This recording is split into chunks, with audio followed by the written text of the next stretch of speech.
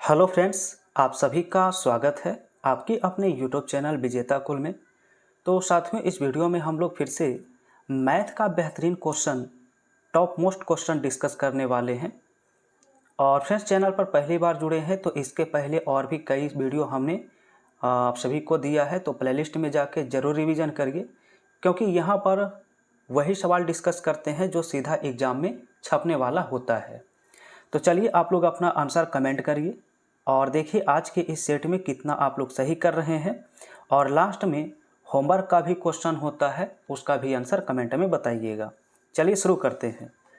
तो पहला प्रश्न है, लिखा है 3 अलग अलग चौराहों पर यातायात से संबंधित बत्तियां 24 सेकेंड, 36 सेकेंड तथा 54 सेकेंड के बाद रंग बदलती रहती है। यदि वे तीनों 10:15 के प्रातः समय पर एक साथ रंग बदलती है, अगली बार तीनों किस समय रंग बदलेगी। तो फ्रेंड्स, इससे तो एक क्वेश्चन आपके एग्जाम में बिल्कुल ही आता है। तो ऐसे प्रश्न को बनाने के लिए सबसे पहले दी गई जो समय होती है इसका एलसीएम ज्ञात करते हैं, यानी कि 24, 36 और 54 का हम एलसीएम ज्ञात करेंगे। तो फ्रेंड्स, इन तीनों का एलसीएम अगर आप ज्ञात करेंगे तो 216 सेकेंड आता है। इनका एलसीएम कितना आएगा तो 216 सेकेंड आएगा। चूँकि 216 सेकेंड में है और आंसर हमें मिनट में भी लाना है, तो 216 को 60 से हम डिवाइड करके इसे मिनट में चेंज कर लेंगे। तो कितना मिनट और कितना सेकेंड हो जाएगा, 60 दिया 180 होता है, यानी हम कह सकते हैं 3 मिनट और कितना बच जाएगा 36। ठीक है, 3 मिनट और कितना, 60 दिया 180 तो 36 सेकेंड। 3 मिनट और 36 सेकेंड यहाँ पर आपका टोटल समय आएगा। अब यहाँ पर फ्रेंड्स क्वेश्चन में देखिए जो समय दिया गया था वो था कितना, तो 10:15 और 0 सेकेंड। अगर इस टाइमिंग में हम 3 मिनट और 36 सेकेंड को ऐड कर देते हैं तो हमारे पास टोटल समय कितने होंगे, तो हमारे पास समय होंगे 10:15 और 3 मिनट को जोड़ेंगे तो 18 मिनट और 36 सेकेंड। तो 10, 18 और 36 इस सवाल का राइट आंसर आ जाएगा, जो कि किस ऑप्शन में दिया गया है, तो ऑप्शन बी में दिया गया है राइट आंसर। ठीक है। दूसरा प्रश्न भी इम्पोर्टेंट है, एवरेज का क्वेश्चन है। लिखा है 2 सेक्शन है, एक सेक्शन के औसत 60 है और उनमें छात्र की संख्या 40 है। देखिए, पहला जो सेक्शन है उसमें 40 स्टूडेंट हैं और इनका एवरेज कितना दिया है, तो 60 दिया है। जबकि आगे कहा है कि दोनों सेक्शन में छात्रों की संख्या 100 है। अब दोनों सेक्शन में कुल मिला के अगर 100 छात्र हैं, एक सेक्शन में 40 छात्र दिए हैं, तो दूसरे सेक्शन में 60 छात्र रहे होंगे और दूसरे सेक्शन का औसत कितना है ये आपसे पूछा गया है। तो हमने माना कि दूसरे सेक्शन का औसत x है। इसी x का वैल्यू आपसे पूछा गया है कि सवाल में कितना आएगा, जबकि कुल औसत ओवरऑल एवरेज जो इन सभी का दिया है वो दिया है 72। तो ओवरऑल कितना दिया गया है एवरेज, तो 72 दिया गया है। अब हमें यहाँ से x का वैल्यू ज्ञात करना है कि क्या आएगा। तो फ्रेंड्स, हम क्या करते हैं, जो स्टूडेंट की संख्या है, जो नंबर है, अगर ये काटते हैं तो काट सकते हैं। 20 से काटेंगे तो 20 दूनी 40 होगा और 20 दिया 60 होगा। यानी अगर इसे हम सिंप्लीफाई करके लिखें तो छात्रों की संख्या मात्र 2:3 रहेगा कटने के बाद। अब यहाँ पर हम डेविएशन मेथड का यूज करके आसानी से आंसर बता सकते हैं। फ्रेंड्स, यहाँ पर देखिए कि ओवरऑल आपका जो एवरेज दिया है वो 72 दिया है, जबकि पहले सेक्शन का एवरेज कितना है, 60 है। तो 72 से 60 कितना कम है, तो 72 से 60 जो है वो 12 कम है। और 12 की कमी कितने नंबर पर है, तो 12 की कमी 2 नंबर पर है, इसलिए मल्टीप्लाई 2 करना होगा, यानी इधर माइनस का 24 आया। अब सवाल में ये कहा है कि दूसरे सेक्शन में कितने छात्र हैं, तो जितना डेविएशन आया है उसमें 3 का क्या करना होगा, डिवाइड करना होगा। तो इस -24 को हमें 8 से डिवाइड करना है। सॉरी 3 से डिवाइड करेंगे, सॉरी फ्रेंड्स, क्योंकि छात्रों की संख्या 3 दिया है। तो 24 में 3 का डिवाइड करेंगे तो हमारे पास माइनस का 8 आएगा। कितना आएगा? माइनस का 8। अब एवरेज का रूल है कि नेट डेविएशन 0 होना चाहिए, यानी अगर -8 आपका लेफ्ट साइड में आया है तो राइट साइड में जो है प्लस का 8 करना होगा, -8 को +8 बनाना होगा एवरेज में। तो 72 में हमें 8 जोड़ना होगा, तब नेट डेविएशन 0 होगा। तो 72 और 8 कितना होता है? 80 होता है, यानी इसका राइट आंसर 80 आ जाएगा। दूसरे सेक्शन का जो एवरेज रहेगा वो कितना रहेगा? 80 रहेगा। ऑप्शन सी हो जाएगा राइट आंसर। ठीक है। तीसरा क्वेश्चन, ये सवाल काफ़ी बार पूछा है एग्जाम में। लिखा, एक पिता अपने पुत्र से कहता है, मेरी उम्र तुम्हारी वर्तमान उम्र के बराबर थी जब तुम पैदा हुए थे। यदि इस समय पिता की आयु 36 वर्ष है, पुत्र की आयु 5 साल पहले कितनी थी? तो फ्रेंड्स, ये सवाल आपका एग्जाम में आता है, तो नो पेन नो पेपर इसमें इस्तेमाल करके डायरेक्ट आंसर कर सकते हैं। एक अप्रोच याद रखना है, यहाँ पर मेथड याद रखना है कि जब ऐसा सवाल हो कि पिता की उम्र बच्चे की जन्म के समय के बच्चे का जो वर्तमान आयु है उसके जन्म के समय के बराबर है, इस तरह का अगर सवाल पूछा जाए तो हमेशा पिता की आयु का आधा पुत्र का आयु होता है। यानी अगर आप यहाँ से पुत्र की आयु ज्ञात करना चाहते हैं तो जो पिता की आयु 36 वर्ष दिया है तो इसके आधा कर देंगे तो हमारे पास पुत्र का वर्तमान आयु निकल जाएगा। तो पुत्र का वर्तमान आयु कितना है? 18 वर्ष है। लेकिन क्वेश्चन में वर्तमान आयु नहीं पूछा है, 5 साल पहले पूछा है, यानी वर्तमान आयु में हमें कितना माइनस करना होगा? 5 माइनस करना होगा। 18 में 5 घटा देंगे तो 13 वर्ष इस सवाल का राइट आंसर आ जाएगा। तो ए ऑप्शन इसका क्या हो जाएगा? Right answer. अगला क्वेश्चन, सवाल में है कि 6 लीटर घोल में से 4% चीनी है। 6 लीटर घोल है और इसका चीनी क्या परसेंट है? 4%। लिखा, 1 लीटर पानी भाप के रूप में उड़ा दिया तो शेष घोल में चीनी का प्रतिशत। अब टोटल 6 लीटर मिक्सचर था, 1 लीटर अगर भाप बन के उड़ा दिया जाए तो शेष हमारे पास 5 लीटर मिक्सचर बचेंगे। अब इसी को शॉर्ट आउट करना है, तो 6 चौक कितना होगा? 24 होगा, और बटा में कितना है? 5 है। 24 को 5 से डिवाइड करेंगे तो ऑप्शन सी यहाँ पर विकल्प राइट आंसर हो जाएगा। ठीक है। और फ्रेंड्स, आप सभी को वीडियो पसंद आ रहा हो तो लाइक ज़रूर कर दीजिए।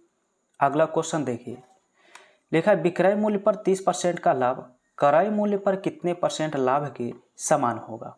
अच्छा सवाल है। तो फ्रेंड्स, यहाँ पर हम लिखेंगे सेलिंग प्राइस और प्रॉफिट का रेशियो। लिखा है, विक्रय मूल्य पर 30% का लाभ होता है। अगर विक्रय मूल्य हम 100 रुपया मानते हैं तो प्रॉफिट इसका 30 रुपया होता है। अगर प्रॉफिट 30 है तो हम यहाँ पर इसका कॉस्ट प्राइस बता सकते हैं। तो 100 की वस्तु जब बेचा तो 30 का प्रॉफिट हुआ, यानी ये खरीदा होगा इसे 70 रुपये में। अब सवाल में कहा है कि क्रय मूल्य पर प्रॉफिट % बताओ। क्रय मूल्य पर, तो क्रय मूल्य पर प्रॉफिट % बताना है। तो फ्रेंड्स, 70 रुपया क्रय मूल्य है और 70 पर प्रॉफिट 30 का हुआ है, तो प्रॉफिट % आ जाएगा 30/70 और इनटू का कितना? तो 100 करना होगा। 1 0 से 1 0 कट जाएगा, यानी हल करेंगे तो 300 और बट्टा का 7 करना होगा। 300 का अगर 7 का डिवीज़न करेंगे तो 42.6/7 आएगा। 42.6/7। अब यहाँ पर ऑप्शन कौन सा सही है? 42.6/7। अब इसका ऑप्शन सब गलत है, ऑप्शन सुधार करना होगा। इसका राइट आंसर इतना आएगा। तो इनमें कोई भी ऑप्शन सही नहीं है, यहाँ पर त्रुटिपूर्ण ऑप्शन है। चलिए नेक्स्ट क्वेश्चन देखते हैं। लिखा है, 550 व्यक्तियों की एक सहायता कैंप में उपलब्ध खाद्य पदार्थ 28 दिनों के लिए पर्याप्त थे। यदि कैंप में 150 अतिरिक्त व्यक्ति आ जाते हैं तो खाद्य सामग्री कितने दिनों के लिए पर्याप्त होंगे? अच्छा सवाल है। सबसे पहले तो व्यक्ति की संख्या टोटल कितना था? तो 550 था, और इसमें खाद्य सामग्री 28 दिन का था। इनके लिए 28 दिन का खाद्य सामग्री था। लेकिन इसमें से 150 अतिरिक्त व्यक्ति आ जाते हैं, तो पहले 550 व्यक्ति और 150 व्यक्ति और आ गए, तो टोटल व्यक्ति की संख्या कितना हो जाएगा? जोड़ देंगे, दोनों को जोड़ेंगे तो फ्रेंड्स 700 आएगा। यानी अब व्यक्तियों की संख्या टोटल 700 है। अब इसी को शॉर्ट आउट करना है, 0 से 0 कट जाएगा, 14 दूनी 28 होता है, 14 पच्चीस 70 होता है, 5 से 55 11 बार में कट जाएगा, 11 दूनी कितना होता है? 22 होता है। यानी शेष सामग्री जो है वो 22 दिन तक चलेगा, तो 22 डेज इसका आंसर आएगा। ए ऑप्शन इस सवाल का करना होगा। अब नेक्स्ट क्वेश्चन इस प्रकार से है, जहाँ पर लिखा x का वैल्यू इतना है तो 1/x का मान क्या होगा? सबसे पहले हमें x का वैल्यू ज्ञात करना होगा। x का वैल्यू निकालेंगे फ्रेंड्स, तो हमें नीचे से इस फ्रैक्शन को हल करना होगा। अगर आप इसे हल करते हैं तो हमारे पास वैल्यू आएगा 5/2, 1/5/2 आएगा। अब तीसरा टर्म क्या होता है? तो फर्स्ट टर्म से मल्टीप्लाई हो जाता है। हल करेंगे तो x का वैल्यू 2/5 आएगा।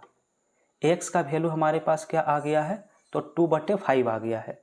लेकिन हमसे पूछा 1/x का मान, यानी इसी का अपोजिट करना होगा। अगर 1/x निकालना है तो जस्ट इसी का अपोजिट करना होगा, तो इसका अपोजिट 5/2 होता है। तो इसका अपोजिट 5/2 है, तो बी ऑप्शन इसके लिए राइट आंसर होगा। नेक्स्ट क्वेश्चन यहाँ पर ट्रेन से है। लिखा एक रेलगाड़ी 2 पुल की लंबाई क्रमशः 800 मीटर और 400 मीटर है, पार करने में 100 सेकेंड तथा 60 सेकेंड का समय लेती है, रेलगाड़ी की लंबाई बताना है। तो यहाँ पर एक शॉर्टकट फार्मूला याद रखना है कि यहाँ पर अगर हम ट्रेन का स्पीड ज्ञात करें तो स्पीड इक्वल टू होता है डिस्टेंस में डिफरेंस और बटा में टाइम में डिफरेंस, यानी दोनों का डिफरेंस लेना है। तो डिस्टेंस में डिफरेंस कितने का है? 800 मीटर और 400 मीटर, इन दोनों का डिफरेंस आता है 400। जबकि समय में अंतर कितने का है?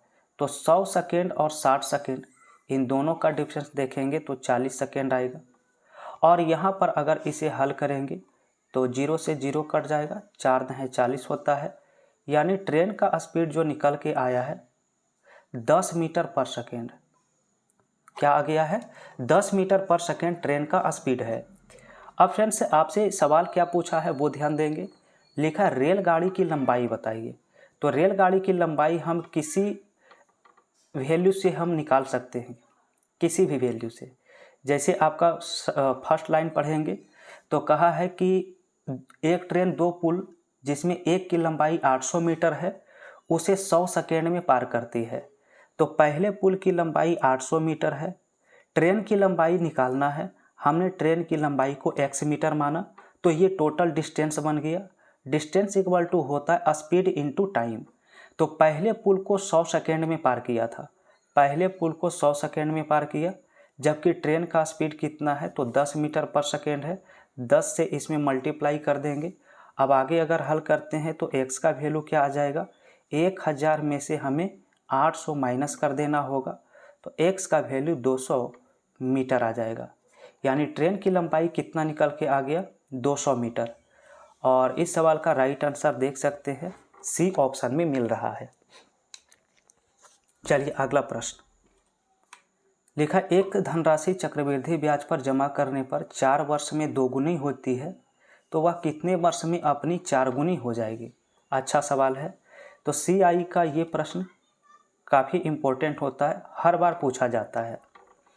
तो सबसे पहले जो लिखा है कि 4 वर्ष में कितना गुना होता है? तो 2 गुना होता है। लिखा है कितने वर्ष में अपनी ही 4 गुना होगी। तो फ्रेंड्स देखिए, जब गुना पूछा जाता है तो हमें 4 गुना लाने के लिए दी गई वैल्यू का पावर देना होता है। तो 2 पर पावर कितना दिया जाए कि 4 बन जाएगा? तो 2 का पावर 2 देना होगा। जितना पावर दिया जाता है तो समय में उतना से ही मल्टीप्लाई किया जाता है। पावर 2 था तो समय में 2 का मल्टीप्लाई करेंगे, तो 4 दूनी कितना हो जाएगा? 8 वर्ष। 8 वर्ष में फ्रेंड्स ये राशि 4 गुना हो जाएगी, तो आंसर इसका 8 वर्ष आएगा। तो ऑप्शन छूटा हुआ है, यहाँ पर आप ऑप्शन में 8 वर्ष लिखेंगे और 8 वर्ष इसका राइट आंसर होगा। ठीक है,